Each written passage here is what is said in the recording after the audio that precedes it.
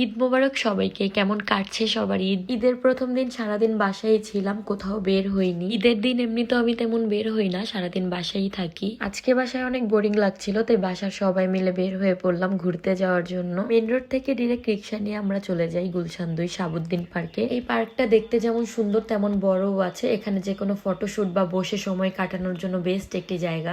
বড়দের পাশাপাশি বাচ্চাদের জন্য এইখানে খেলার জায়গা রয়েছে। এর আগেও এই পার্কে আমি অনেকবার এসেছি, আজকে প্রথমবার ঈদের দিন আসলাম। ভেবেছিলাম ঈদের মধ্যে তেমন মানুষ থাকবে না, কিন্তু অনেক মানুষ এসেছে এই পার্কে ঘুরতে। আসলে কাছের মধ্যে এই জায়গাটা অনেক সুন্দর, তাই বেশিরভাগ মানুষই এখানে আসে সময় কাটাতে। তো আমরা হাঁটতে হাঁটতে সামনের দিকে যাই, তারপর এখানে দাঁড়িয়ে আমি কিছু ছবি তুলছিলাম, ভিডিও নিচ্ছিলাম। ছবি তোলার পর সেখানে বসে আমরা চিপস, পপকর্ন আর কাঁচা আম খাই।